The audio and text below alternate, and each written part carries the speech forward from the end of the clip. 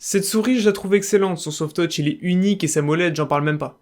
Mais malheureusement, elle a un souci principal et c'est... Alors avant que le sujet de la vidéo commence, je voulais vous parler de mon sponsor qui est GoodOffer24. Je vous en avais déjà parlé dans ma vidéo d'installation de Windows, alors si vous recherchez un Windows 10 Pro pas cher, eh bien il y en a un sur le site à 12,56€ avec le code promo de -20% FR20. De toute façon, tous les liens sont en description. Il ne vous reste plus qu'à choisir le mode de paiement de votre choix et vous allez recevoir votre code par mail en moins de 5 minutes. C'est tout. Bonne vidéo. Désolé. Oui, donc je disais, le souci principal avec cette souris, c'est les double-clics. Quand je veux souligner tranquillement un texte et que bam, ça me le déplace, ça me fait un double-clic, ça me... Et là vous allez me dire, oui, bon, c'est rien, t'es juste tombé sur un modèle défectueux, t'as juste à la renvoyer et puis d'en reprendre une autre. C'est la 6ème G Pro que je possède. Je pense que ça fait un peu beaucoup là, non? Dans les premiers modèles, c'était pas les double-clics, le souci c'était quand je visais plus tirais, les clics il frottait. Mais après, le problème de double-clic, il survenait un petit peu plus tard, donc en moyenne, avec les souris que j'ai eues, c'était 2 semaines après l'achat. Il y en a eu une qui a tenu 6 mois, mais après ça, très vite, il y a eu des soucis de double-clic. Au début, je croyais que c'était moi qui avais vraiment la poisse, quoi, sur ce modèle-là, mais au final, non, c'est un problème qui était assez récurrent sur cette G Pro Wireless, et qui est même assez récurrent, notamment sur Reddit, YouTube et aussi sur les commentaires Amazon. Et là je me suis dit non, il faut que je trouve une solution car étant donné que je suis un gros fanboy de cette souris, là le soft touch, la molette, la batterie, bref tout me convient sur cette souris et je pouvais pas aller sur une autre souris car il y a aucun autre modèle qui correspond en fonction de cette souris quoi. Celle-là c'est vraiment ma souris préférée et il fallait que je trouve une solution. Et donc j'ai commandé ça. Non, c'est pas de l'ecstasy, hein, c'est des Switch. Ce sont des Switch Cales, donc non pas ceux des claviers, mais pour les souris, car oui, il y a aussi des Switch pour les souris. Oui, vous pouvez acheter des Switch séparément pour votre souris, donc juste vérifier que les Switch que vous avez vus soient compatibles avec le modèle de votre souris, car il y a des modèles qui ne sont pas compatibles avec certains Switch, donc vérifiez quand même, c'est toujours mieux. Et bien entendu, vous l'avez deviné, oui, je vais remplacer les Switch de ma G Pro Wireless qui sont de base des home run que je vais remplacer par des Cales. Donc c'est assez simple, faut juste bien faire attention, faites bien étape par étape comme je vais faire. Faut prendre son temps, je vais vous montrer comment faire. Allez, let's go. Pour commencer, vous aurez besoin d'un tournevis cruciforme. Bon, moi j'ai pas utilisé celui-là car j'arrivais pas à enlever les vis avec. Une pince pour retirer délicatement chaque pièce, une pompe à dessouder, un fer à souder, des switches pour remplacer ceux de votre souris actuelle et un nouveau kit de patins car non, vous ne pourrez pas remettre ceux d'origine. Bien, alors la première chose qu'il faut faire c'est décoller les anciens patins de la souris pour pouvoir la dévisser ensuite. Pour ça, prenez une petite pince et enlevez les anciens patins.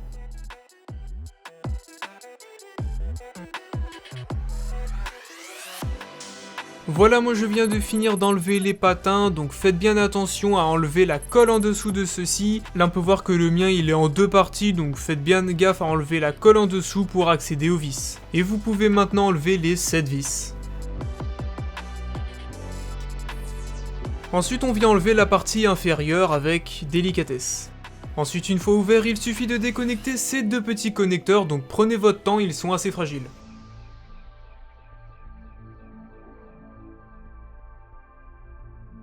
La batterie est située juste ici, donc si vous souhaitez la changer, eh bien vous pouvez. On va juste venir retirer la vis qui retient la batterie, et on vient placer la pince en dessous de celle-ci pour la décoller. En dessous de la batterie, il y a une petite zone adhésive, donc il suffit juste de forcer un petit peu pour la décoller. Alors c'est bien marqué dessus, la batterie de la G Pro Wireless possède 240 mAh. Ce qu'il faut faire maintenant, c'est enlever les 4 vis au centre.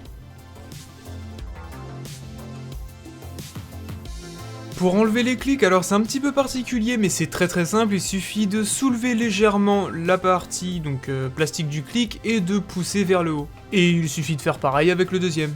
Pour accéder au PCB, on va retirer le cache qui est maintenu avec les 3 vis.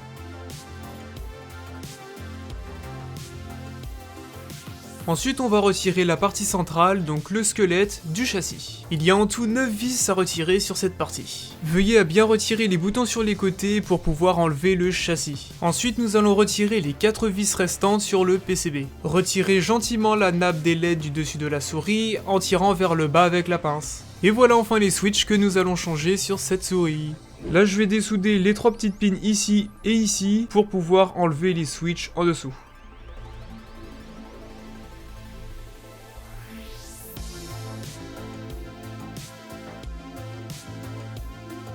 Alors moi je vais remplacer les switches par celles-ci, donc c'est les Cates. Donc c'est des switches qui sont de très bonne qualité, en tout cas c'est mieux que les home run de base qui sont donc, de qualité chinoise et qui sont merdiques.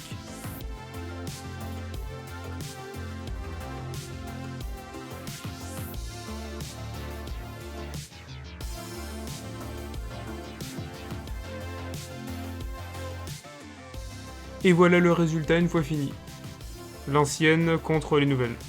Donc moi ce que je vais faire en plus, donc ça vous n'êtes pas obligé de le faire, ça c'est entièrement personnel, je vais lubrifier donc la molette pour qu'elle ait un meilleur feeling.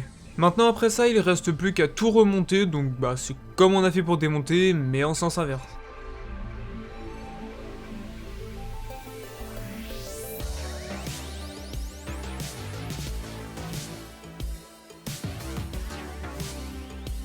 Voilà donc comme ceci. On remet la partie centrale dans la coque. Mettez l'avant au fond en premier, comme ça rentre plus facilement. Ensuite on remet le cache. Et on revient mettre toutes les vis aussi à l'intérieur. Une chose très importante, c'est de bien mettre les vis à tête large, donc à tête plate large, car ça peut créer un souci au niveau des clics, donc mettez bien ces vis là au niveau des clics. On n'oublie pas de remettre la batterie, ainsi que la nappe, et n'oubliez pas de le clipper. Branchez le petit connecteur, et refermez le tout.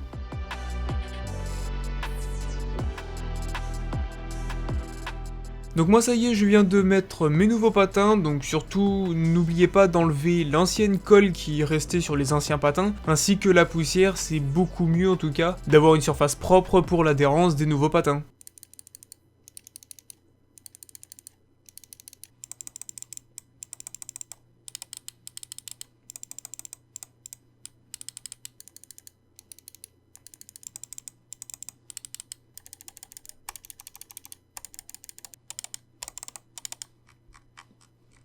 Eh ben ma foi, je suis plutôt surpris, je ne rencontre plus de problème de double clic. La sensation a un tout petit peu changé, c'est un petit peu plus ferme que les Switch Home Run. Maintenant, je suis sûr que quand je clique une fois, bah ça clique une fois quoi. Ça va pas faire de problème de double clic et c'est bien ferme, c'est comme il faut pour une souris en fait, tout simplement.